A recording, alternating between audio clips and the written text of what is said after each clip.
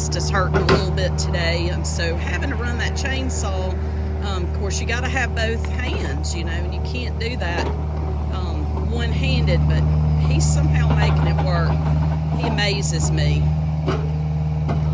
And I don't know if he'll end up using this on his video, but his birthday is Monday, and anyway, I'm just mighty proud of him. Boy, do we have a pig here to take down. This tree is going to be pushing 8 foot all the way across it, diameter wise, 7 and some change. I'll probably pull tape on it, but look how bad this thing is leaning in some insane weight. And this is a hackberry. You find these trees predominantly around old farm places and stuff like that, and this probably one time was an old farm. Of course it's in town, but years ago it was probably a farm, and they have these little old berries on them. Birds move them around, drop the seeds everywhere. So that's one, and that's will be the next one that'll come down. They have a real rough bark on them, really rough bark. This one's pretty smooth compared to most. Most of the bark on hackberries will be like that, just eat up with it. So it's full takedown, stump grind, whole 9 yards. Had to get them to move the excavator. I happen to know them people. Oh, by the way, that's where M&M Demolition took down 2 dorms right there, demoed them. That's the new culinary arts that's being built right now. It's almost finished too. I'm gonna go ahead and get some of the limbs out of this tree with the lift, just drop them right here in the road, and where I'll lessen the weight of it up so that when I do go to cut it, I can just come on down. I may take a lot of limbs, because I mean, it ain't gonna take me but a second to whack these limbs out of this thing. So we're gonna go up in the Big Bird and get busy. I'm gonna film along as I'm going, and yeah, of course, got to be done after hours too, so don't impede any of the progress going on here. I've got one lady over there. She's parked back here. I'm finna have her blocked in, but she knows I'm here, or should know I'm here, and I can get her out real quick if I need to once she goes to come out of there. So let's get rolling. And of course, I forgot about the swing on the lift here, but I'm gonna be fine. That light post is right there with that lamp in it, and I'm gonna be fine, because I'm not gonna need to go back that way anymore, thank goodness, because if I would, I'd have to come down and move the lift a little bit. So we all good. I'm gonna take these limbs right here first.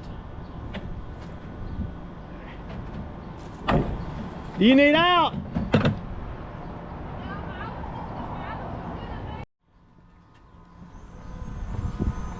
So Anna Kay contacted me and told her I said work these trees in here, and she come on, so she has moved it.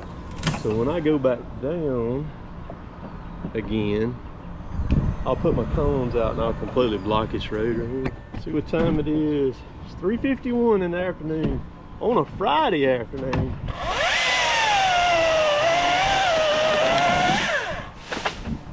So let's roll, baby.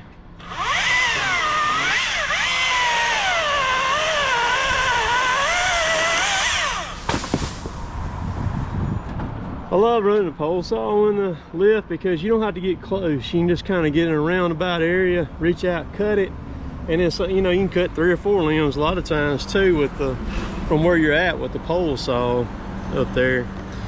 So that's pretty handy to be able to do that. This stuff's gonna be fun to chip too, because it's so daggone crooked. Good.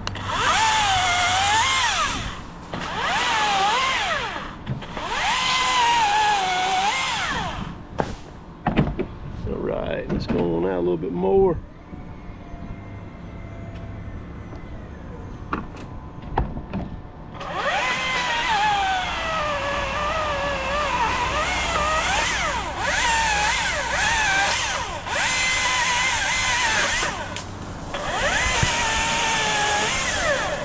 That limb lifted up probably a foot when I just cut that limb out of it. So much weight's in these trees.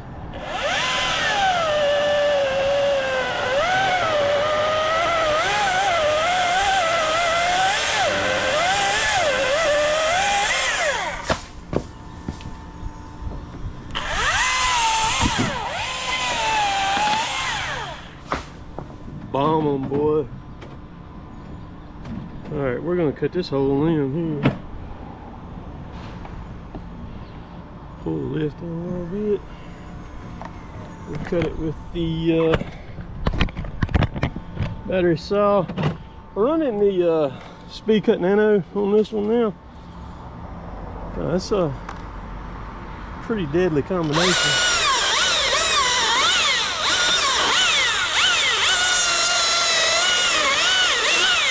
I cut half of it, still twisting. Well, I didn't want it to do that much like that. Damn it.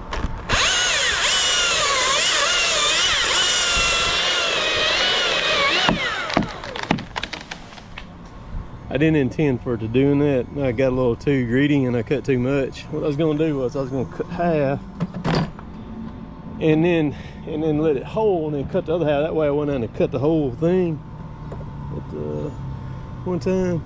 But sometimes I do that, I get a little greedy.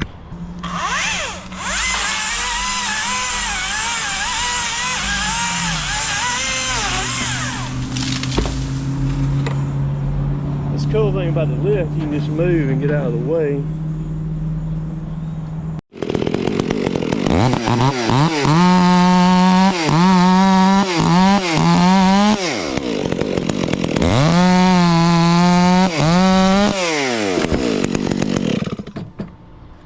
So I get asked a lot, why don't I tether my saws while I'm up in the lift? I don't want to. I don't want the saw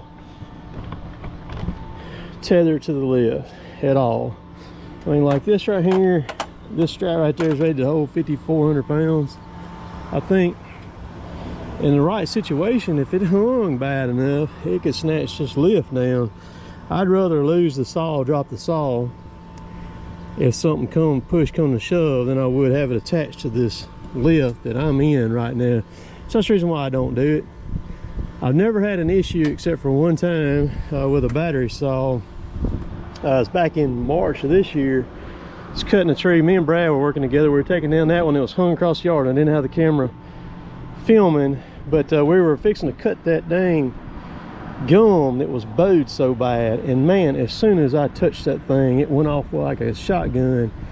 And it grabbed that saw. And then I tell you, it went from here out there about to where that excavator was, like a Roman candle out of my hands, heading out that way. Hit the ground.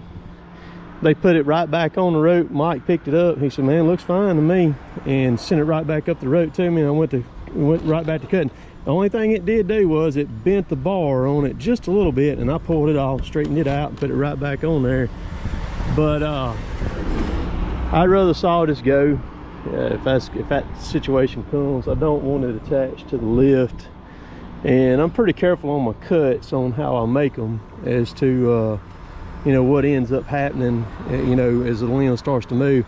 On those like that, I don't like to make a notch in them because I want that curve to shut on the bottom and I want the limb to stay out. I don't want that limb to pivot down none, because what happens is when that limb sits on that curve, it's just sitting there resting until you get down close enough to where it pops that hinge on it. When it pops that hinge, that limb most of the time will always go down flat and land just like that's it right there that I just cut. See, it just bam, just hits flat on the ground, which is what I'm after anyhow.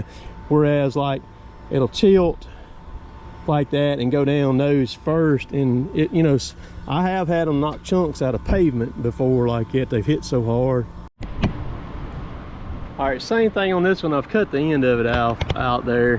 See, it's gone. And then I've got enough limbs down there on the ground to kind of cushion it when it lands on the pavement down there. But I'm not gonna notch it. I'm just gonna undercut it and then come straight to match my cut. Let it hop off and land down there on all that stuff. I've got my new 400, but it's in the truck. This is still my original one right here that I'm running right now. I'm running a 25-inch bar on this one currently. That's what I'm doing.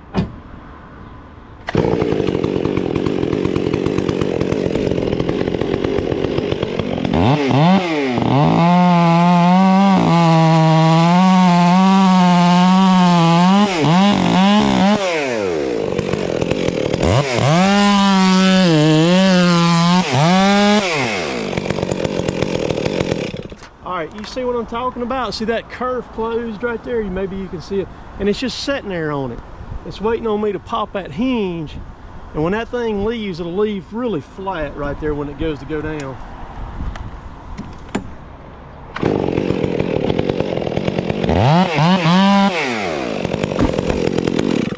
See, just like that, just leaves flat.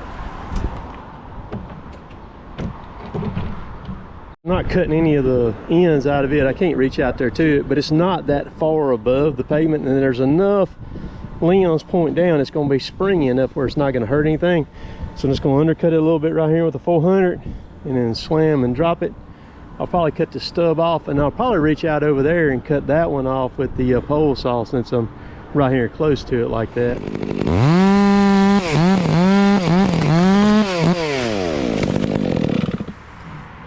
See, that and basically touched the ground before the back ever come off of it. Look at the ants, look at the hollow in that thing. This tree ain't no good. All right, so I don't know where I was when I was filming that, but anyhow, I'm fixing to bore that thing, and I'm gonna leave it, probably bore in about right there. Hopefully it don't try to do anything crazy with me, but bore in, cut out the back, or bore in, cut a little bit, and then come back and cut that, touch it, and let her eat. And we'll see. I got that call, I had to take that one. That was a big insurance job I got coming up here.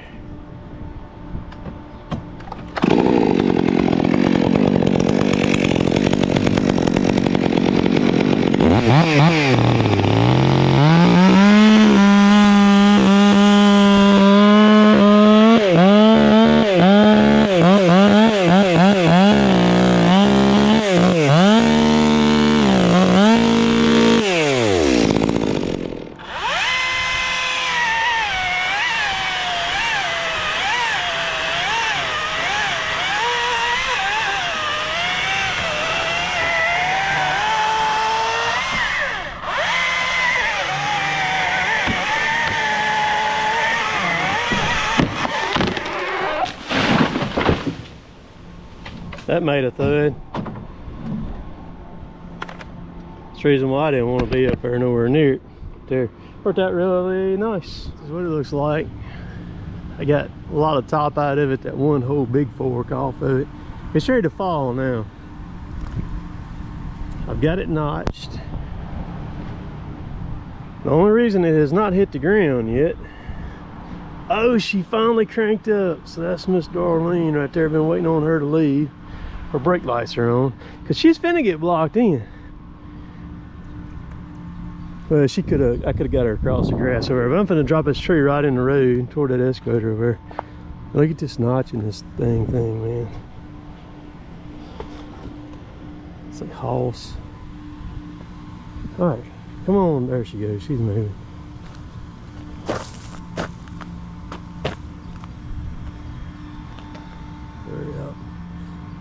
Let her land right in the road. Cutting it with the 592 32-inch bar, full chisel non-skip chain on it.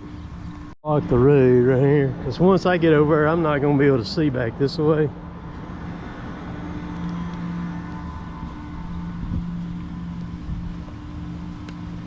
can see the notch through the limb, so it's aimed about right in here. That's where it's aimed at.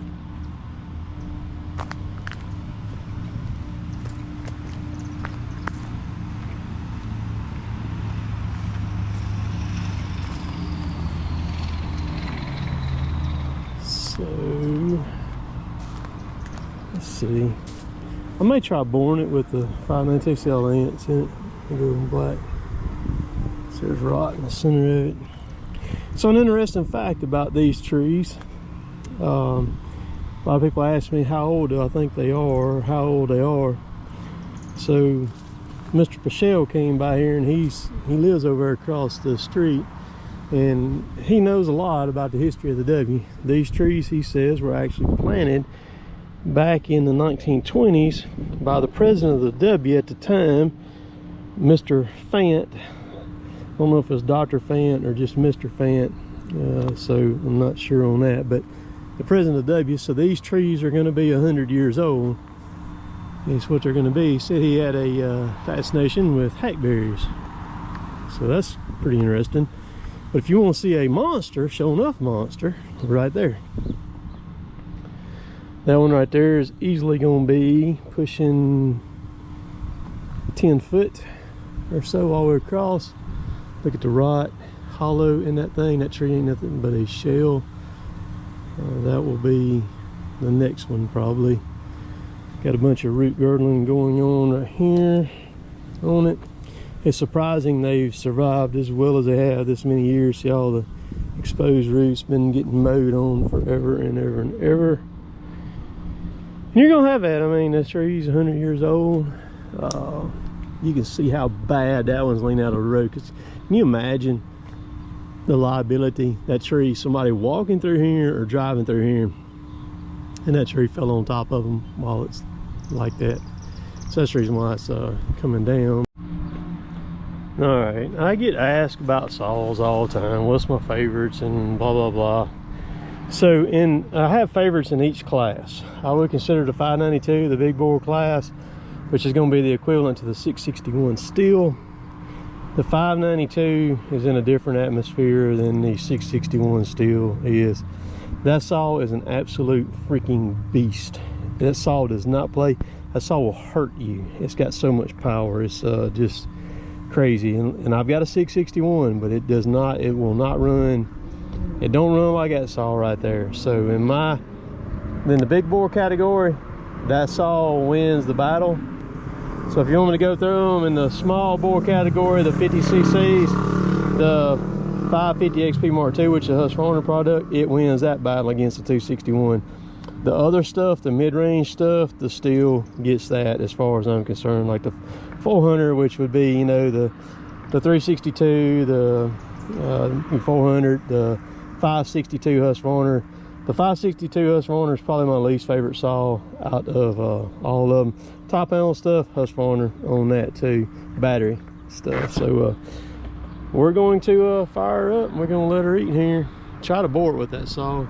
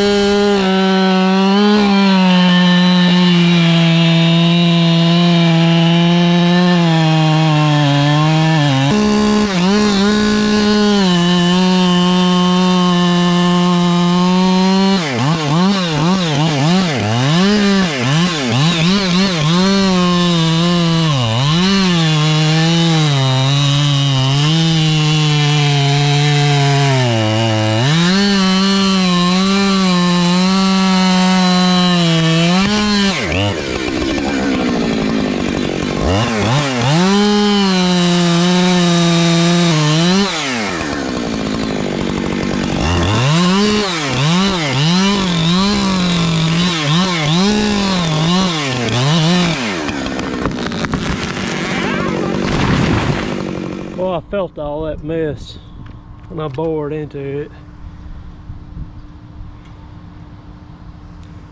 Big old tree, man.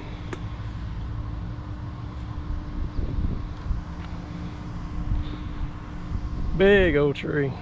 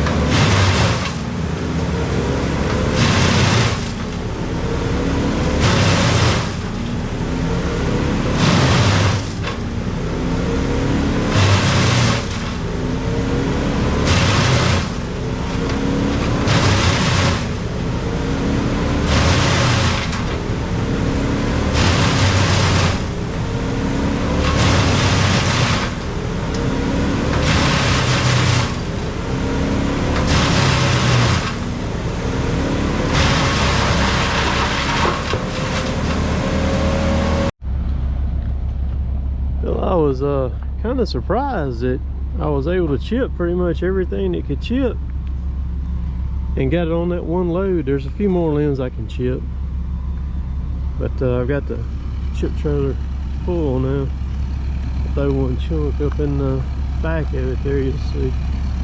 But I figured I wouldn't even get close to getting all of it on one load. There's a lot of volume in that tree, but that dump trailer is it's jam packed all the way to the front, you see. So I'm gonna fix me a way out of here. We'll get the stump grinder off, unhook my gooseneck, leave it sitting here tonight. I've parked stuff here before several different times, and I'm gonna hook up to the dump trailer, pull it home with me, and I'll dump it in the morning first thing, and I'll come back and knock all these chunks out, get them, and I believe I'm gonna be able to get all of it on one load. I'll be able to get the debris and the chunks on one load what's left. I may run chip the last little bit, turn it into chips and get it on there. But so 592 did good today. Again, that's a man, that saw right there is no joke, man. That thing does not play. The new 400 ran well. Get it finished breaking it on in. So I put 2 tanks of gas through it today. It's about out on its second one now. I know it's got to be about out. Yeah, it's just about, it only got a quarter left in it. Really like the 400 for the weight and the power of it. You cannot beat that saw. That saw is bad to the bone. I mean, that, you know, for what it does. There was people in the comments when I showed that new saw was talking about the 462. Well, so the reason why I don't, because you're looking at 12.8 to 13.2, so you're looking at several ounces of difference between those two saws. Well, up in a tree, running in your face in a lift and everything, that several ounces makes a huge difference. And also too, that saw is nearly $1,400 without tax too, so I'm gonna spring for that right there. I'm not worried about, I've always been in the 60cc class saws, and then comes into the 67, and that's kind of that saw's got the balls that like the 562 and the 362 does not have. We're gonna shut old girl down here, and I'm gonna move some of this stuff when I can get out right there, because they still got that gate open down there. This is actually a secure campus here. But buddy, once it starts getting late, they shut this thing down, and the only way you're gonna get in and out of here is by the guard shack up there at the front entrance up there. That's it, man. So I hope y'all enjoyed that. I'll show picking up these big chunks. I got to cut that stump off. Of course, I got to grind it. And I'll cut that thing off. Probably cut it off with the 592. I would imagine. Yeah, because that ain't gonna take a little bit to cut that dude off. We'll catch y'all later. Later, taters.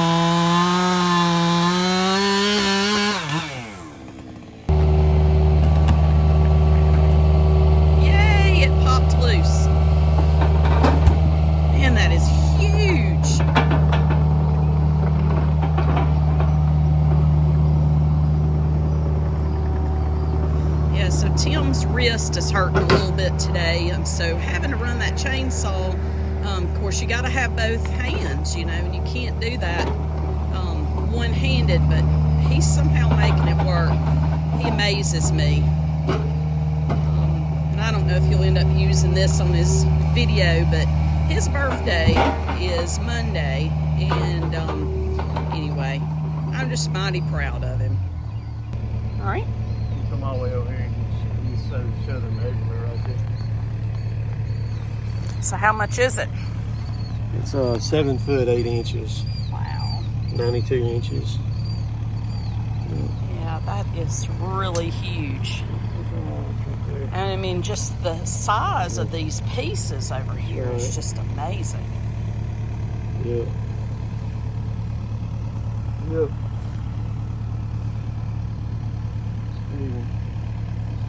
But you did it. Oh, yeah. Yeah, so how long do you think it will take to take care of the stump? It won't take long. maybe an hour. Really? Yeah, because I got it cut so low. I'll blow through that thing, man, because these wings are going to be simple. If it was a solid all the way around, it would take a while. Yeah. And so you'll have to go all the way out, like here, where that's right. where these roots are. All right, there's another one in the books. In the books, off my books. Here we go. So,